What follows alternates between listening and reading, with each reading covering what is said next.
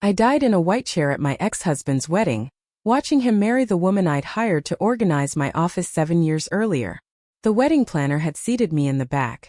Family only in front rows, she'd said sweetly, even though I'd been Mark's wife for 10 years before Claire came along. The poison started working during the vows. My vision blurred. My throat closed. I tried to stand to call for help, but no sound came out. The last thing I saw was Claire turning in her wedding dress to smile at me. Not a bride's joyful smile, but a victor's triumphant smirk. The last thing I heard was Mark's voice. I'm glad she came. Made it feel official, you know? Like we really won. My name is Victoria Hayes and I died at 36, murdered by the secretary I'd hired and the husband I'd trusted, killed at the wedding that should never have happened. Then I opened my eyes. I was 28 years old, sitting at my desk in my corner office, reviewing resumes for an executive assistant position. The resume on top was familiar. Claire Morrison, 23, bright smile in her photo, impressive references, perfect qualifications. This was the day I hired my own murderer. I stared at Claire's resume, my hands shaking. In my original timeline, I'd been impressed by her credentials. She'd been efficient, charming, and eager to learn. I trained her myself, taught her everything about running my department at Hayes Technologies. I'd been so proud when she'd become indispensable. I hadn't noticed when she'd started staying late with my husband Mark, who worked in the same building. Hadn't questioned when they'd needed so many project meetings. Hadn't suspected when my marriage started falling apart that my own assistant was the reason. By the time I discovered the truth, it was too late. Mark had fallen in love. Claire had positioned herself perfectly. And I'd been so tangled in their lies that even my lawyer couldn't save me in the divorce. I'd lost everything, my marriage, my reputation when Mark and Claire spread rumors about my instability. Even my job when Claire convinced the board I was creating a hostile work environment. And then, at their wedding 7 years after I'd hired her, Claire had poisoned my champagne. Now I had a choice. My phone buzzed. My assistant, my current assistant Janet, who I'd fire next week to make room for Claire, stuck her head in. Your 2 p.m. is here. Claire Morrison for the executive assistant position. In my original timeline I'd said, send her in. This time I looked at Janet, loyal, hardworking Janet who I'd let go because Claire had seemed more dynamic, more ambitious. Tell her the position has been filled, I said. Janet looked surprised. But we haven't interviewed anyone yet. We're not going to. Cancel all the interviews. You're getting promoted. What? You've been my assistant for 3 years, Janet. You know this job better than anyone. I'm making you executive assistant with a 30% raise. The position is yours. Janet's eyes filled with tears. Victoria, thank you. But are you sure? That Morrison girl's resume is incredible. I'm sure. Tell her the position is filled and see her out. After Janet left, I sat in my office and waited. 5 minutes later, there was a knock on my door. Come in. Claire Morrison walked in and I saw her clearly for the first time in both timelines, not as the eager young professional I'd wanted to mentor, but as the predator she actually was. She was beautiful, calculated, and even at 23, her eyes held a hardness that I'd missed before. Miss Hayes, she said with a practiced smile. I know you said the position was filled, but I was hoping to change your mind. I'm really passionate about working for Hayes Technologies. No. Claire's smile faltered. I'm sorry. The position is filled. We're not interviewing candidates.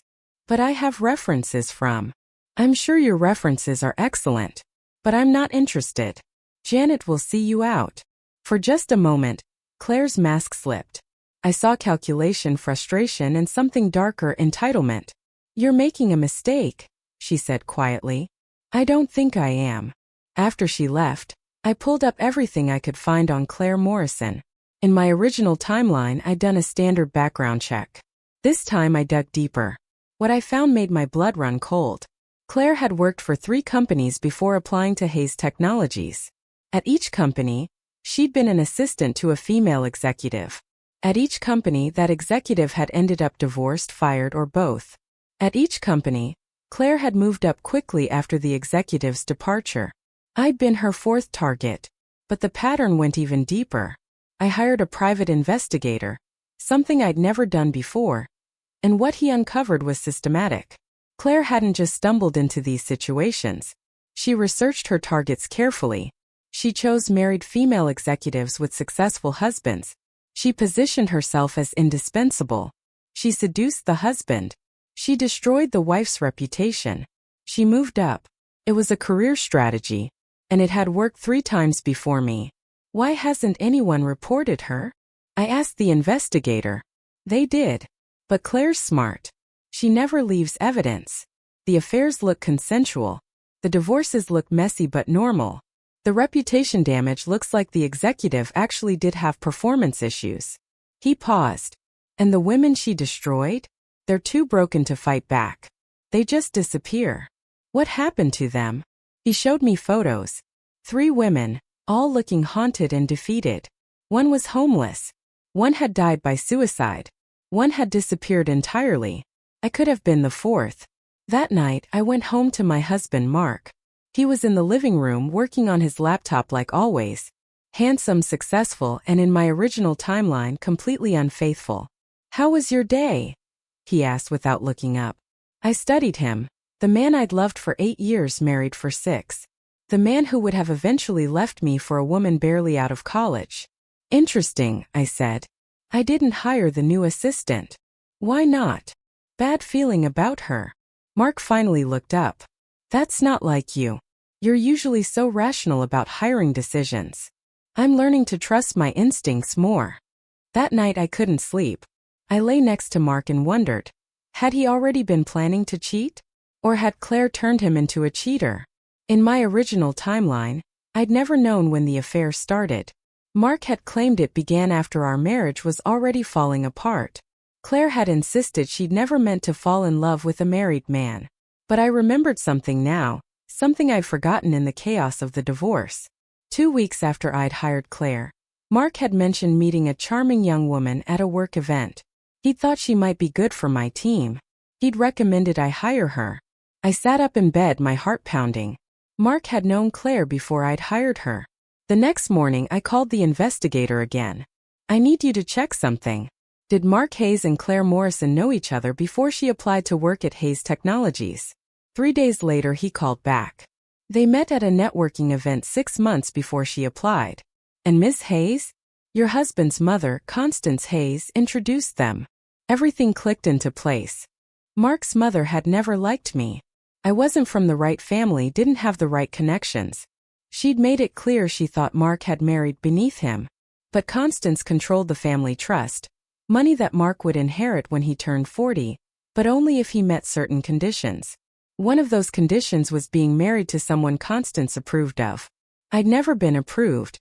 So Constance had found someone who was Claire Morrison, whose own mother had attended boarding school with Constance decades ago. It hadn't been a random affair. It had been a planned replacement. I sat in my office staring at this information, feeling sick. My entire marriage had been undermined by my mother-in-law's manipulation. "Victoria." Janet knocked on my door. "Are you okay? You look pale." "I'm fine." "Janet, how well do you know Mark?" She looked uncomfortable. "He's your husband. I've met him at company events. Do you trust him?" Janet was quiet for a long moment. "Can I be honest? Please. I've never liked the way he talks about you when you're not around. Like you're an obligation, not a partner." "What does he say?" "Just little things. How you're too focused on work. How you don't understand social dynamics like his mother does. How he wishes you be more. I don't know. Less yourself." I felt something crack in my chest. Not heartbreak, but clarity. Mark had never really loved me. He'd married me when he was young and rebellious, wanting to spite his mother. But as he'd gotten older, as his inheritance had gotten closer, he'd realized his mistake. Enter Claire, perfectly positioned, perfectly connected, perfectly approved by Constance. "Janet, I need you to do something for me. And I need you to keep it completely confidential." "Of course. I need copies of every email Mark has sent from his company account for the last 6 months. Every meeting he's scheduled. Every expense report he's filed." "Victoria, that's. I know what it is. Can you do it?" Janet studied my face. If I do this, are you going to be okay? I will be. Eventually. That night I confronted Mark. I know about Claire, I said. Mark looked up from his laptop, his expression carefully neutral. Who? Claire Morrison. The woman you recommended I hire. The woman your mother introduced you to 6 months before she applied. The woman you were planning to replace me with. Mark's face went through several expressions: surprise, calculation, resignation. How did you find out? Does it matter? I suppose not. He closed his laptop. For what it's worth, it wasn't personal. How is replacing your wife not personal? You were never supposed to be permanent, Victoria. You were a rebellion. A phase. I thought you understood that. I stared at him. We've been married for 6 years. Yes. And my trust fund vests when I turn 40, which is in 2 years. And Constance made it very clear that she'd contest the trust if I was still married to you. So you were going to divorce me and marry Claire. It made sense. Claire's from the right background. She understands how these things work. And she's ambitious enough to help me build something with the trust money. You're talking about our marriage like it's a business transaction. Isn't it? Mark looked at me with something like pity. Come on, Victoria. You're smart. You must have known we weren't going to make it forever. I'm doing you a favor, really. You're 30. You're successful. You can find someone who actually wants the life you want, the career focus, the independence, all of it. I need someone who wants to be a society wife. Like Claire. Like Claire. I felt nothing. No heartbreak, no anger, just cold certainty. I want a divorce, I said. Really? Mark actually looked surprised. I thought you'd fight for this. Why would I fight for someone who sees me as an obstacle? Well. He straightened his tie. I'll have my lawyer contact yours. We can keep this civil. Can we? Of course. I'm not trying to hurt you, Victoria. I'm just trying to live my life.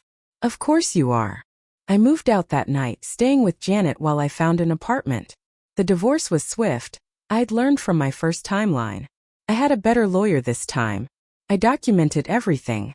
And I made sure Mark didn't get to control the narrative.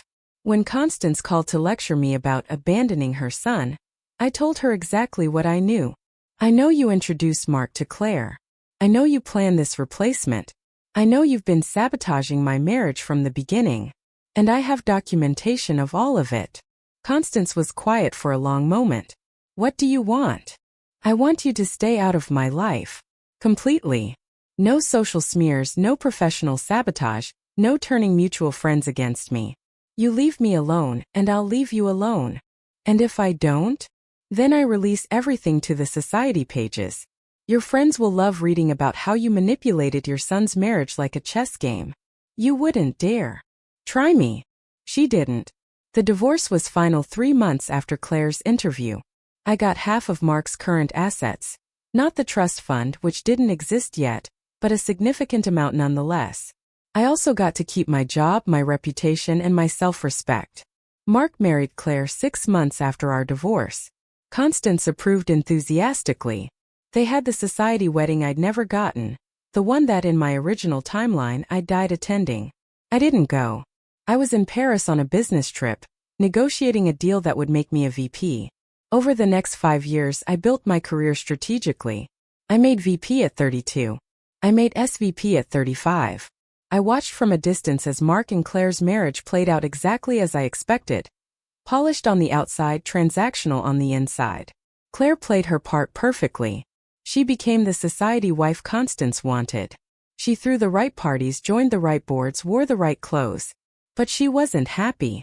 I could see it in the photos that occasionally appeared in society pages. The tightness around her eyes, the practiced smile that never reached her face. She'd won the prize she'd schemed for, and it was empty. Mark turned 40 and received his trust fund. He started a real estate development company with Claire as his partner. They looked successful in the photos. But my investigator, who I'd kept on retainer, told me a different story. The company was struggling. Mark had no real business sense, just family money. Claire was good at manipulation, not at actual business development. They were burning through the trust fund quickly. Meanwhile, I met someone. His name was David Chan, and he was nothing like Mark.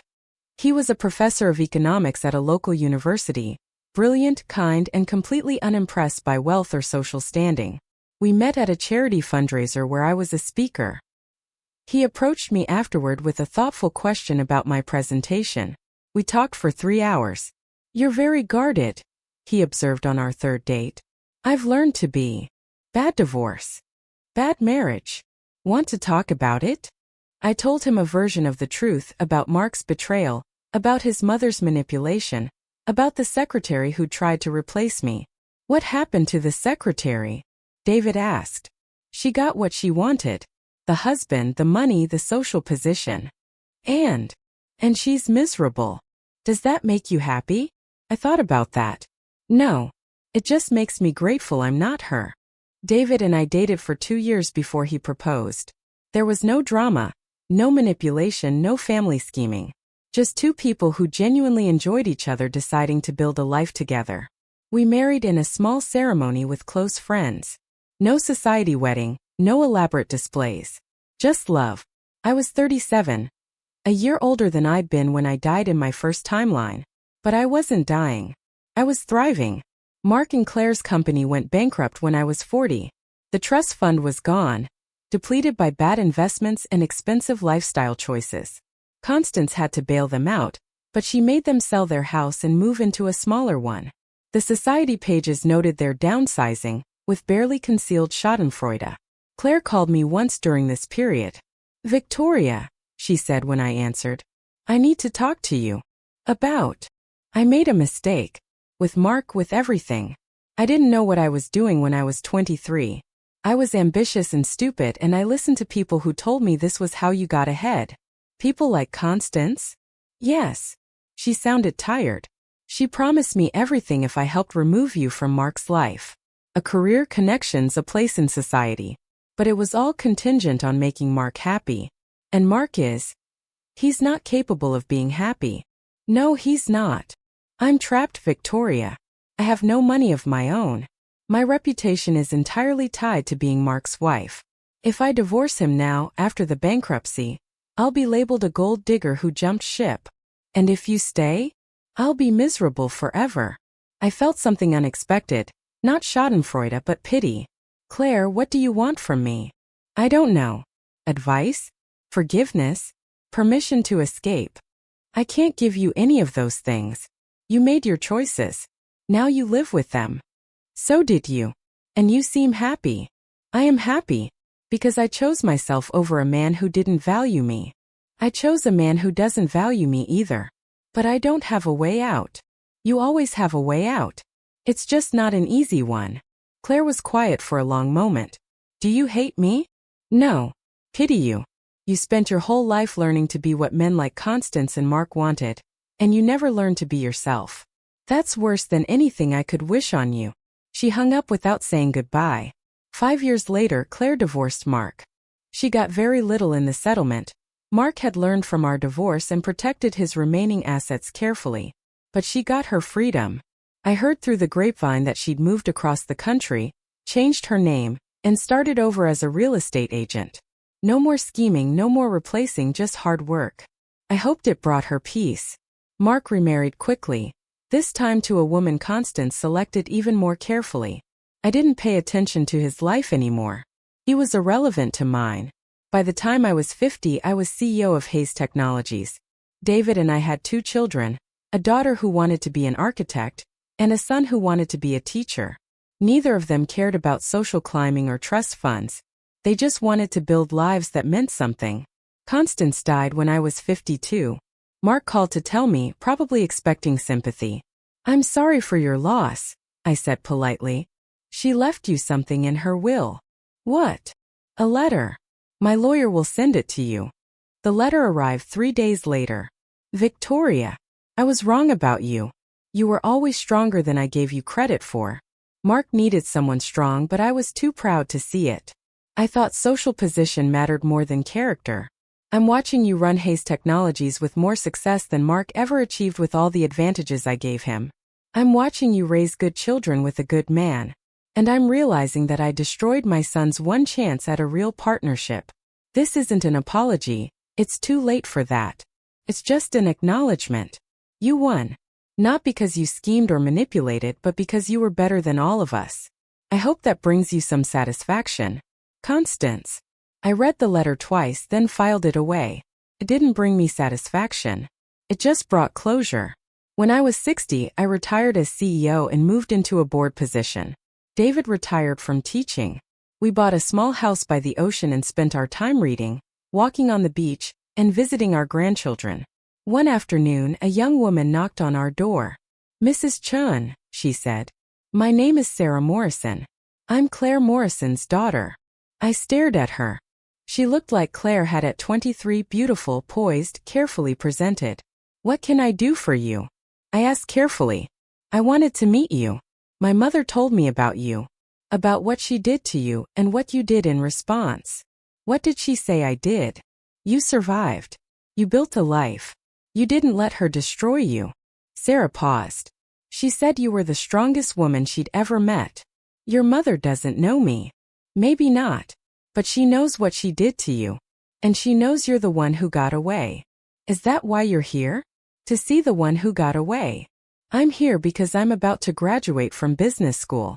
I've had 3 offers, all of them as executive assistant to female CEOs. And my mother begged me not to take them." I felt cold. "Why?" "Because she's terrified I'll become what she was. A woman who destroys other women to climb the ladder." Sarah looked at me directly. "I wanted to ask you, how do I not become her?" I studied this young woman, Claire's daughter, standing on my doorstep asking for guidance. "You already know the answer," I said. "Do I?" "You came here. You're asking the question. That means you're conscious of the choice." I opened the door wider. "Come in. We'll talk." We spent 3 hours talking about ambition, ethics, and how to build a career without destroying others.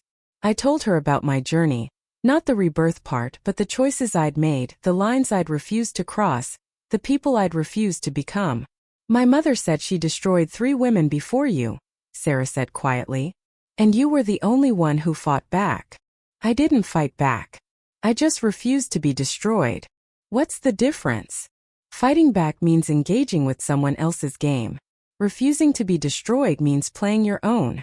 Sarah left with my business card and a job offer. I'd recommended her to a mentorship program for young women in business. She sent me a thank you note 2 weeks later.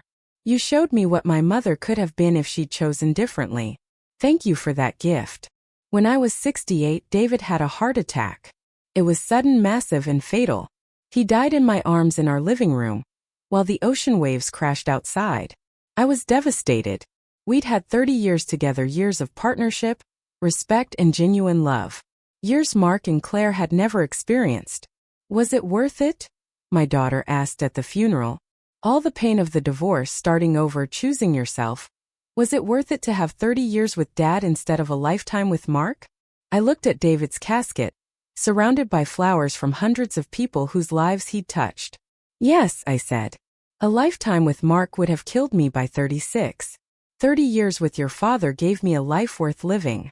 I lived 5 more years after David died. Long enough to see both my children settled in careers they loved. Long enough to see 4 grandchildren. Long enough to write a book about building a career with integrity, which became a bestseller. Long enough to know I'd lived well." One afternoon when I was 73, Claire called me. "Victoria, I heard about David. I'm sorry." "Thank you. I wanted to tell you something. I'm in therapy now. Have been for years. And my therapist helped me understand what I did to you, and to the 3 women before you." "Okay. I was never the victim in those situations. I was the predator. I told myself I was just ambitious, just doing what I needed to survive. But I was destroying people. I know. I'm sorry. For everything. I know it's too late, but I needed to say it." I thought about the young woman I'd hired in both timelines, the one who'd become my murderer in the first, and the one I'd refused to hire in the second. "Claire, I forgave you a long time ago. Not because you deserved it, but because I deserved to be free from anger. Sarah talks about you all the time. Says you changed her life. She changed her own life. I just showed her it was possible. That's more than I ever gave her. More than I gave anyone. It's not too late to change that. I'm 66 years old, Victoria. It might be too late. It's only too late when you're dead. After that conversation, I wrote one final entry in my journal, the journal I'd kept since my rebirth, documenting both timelines, both lives. I died at 36 in my first life, murdered by people I trusted. I'm 73 in my second life, surrounded by people I've loved and who've loved me back. The difference wasn't luck. It was choice. I chose to see Claire for what she was. I chose to leave Mark when I saw the truth. I chose to build a life on my own terms rather than live in someone else's shadow. And I chose to forgive, not because they deserved it, but because I deserved peace. If anyone reads this after I'm gone, I hope they understand. Surviving betrayal isn't about revenge. It's about refusing to let betrayal define you. I didn't win by destroying Claire and Mark. I won by building something they could never touch. A life filled with love, purpose, and genuine connection. That's the only victory that matters. I died peacefully in my sleep at 75, in the beach house David and I had shared, surrounded by my children and grandchildren. At my funeral, Sarah Morrison gave a eulogy. I didn't know Victoria Hayes long, but she changed my life in a single conversation. She showed me that you can be ambitious without being ruthless, that you can be strong without being cruel, that you can win without making others lose. My mother tried to destroy her, but Victoria refused to be destroyed. Instead, she built something beautiful, a career, a family, a legacy of integrity. She taught me that the best revenge isn't hurting the people who hurt you. It's living so well that their betrayal becomes irrelevant. I'll carry that lesson for the rest of my life. After the funeral, my daughter found my journal. She read both timelines, the life where I died at 36, and the life where I'd lived to 75. Mom knew, she told her brother. She knew exactly how it would have ended if she'd made different choices. And she chose survival. Do you believe it? He asked. The rebirth story? I believe Mom lived two lives, one in her mind as a warning, one in reality as a triumph. Whether the first timeline actually happened or was just her intuition recognizing danger doesn't matter. What matters is she trusted herself enough to change course. She carefully preserved the journal along with a note. For future generations of women, trust your instincts. Choose yourself. Build a life worth living, not a life someone else wants you to live. Love this. Victoria Hayes Chun, who died at 75 surrounded by love, having lived two lifetimes in one. Epilogue. 20 years later. Sarah Morrison, now a successful CEO herself, published a book titled The Woman Who Got Away, Lessons in Surviving Betrayal. The dedication read, for Victoria Hayes Chun, who showed me that the greatest act of strength is refusing to become your enemies. And for my mother Claire, who learned too late that destroying others destroys yourself most of all. In the book, Sarah included Victoria's journal entries, with permission from Victoria's daughter, as a case study in recognizing and escaping toxic situations. The book became required reading in business schools across the country. And Claire Morrison, 75 years old and long retired, read it in her small apartment across the country and cried. Not from shame, though she felt that too, but from gratitude that Victoria's story had prevented her daughter from repeating her mistakes. She wrote one final letter to Victoria's daughter. Your mother gave me nothing I deserved and everything I needed, the truth about who I was and the grace to change. Tell her grandchildren that some people spend their whole lives learning to be human.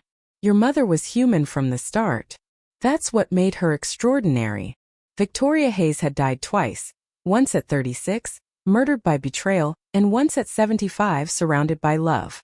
But she'd only lived once, and she'd lived magnificently.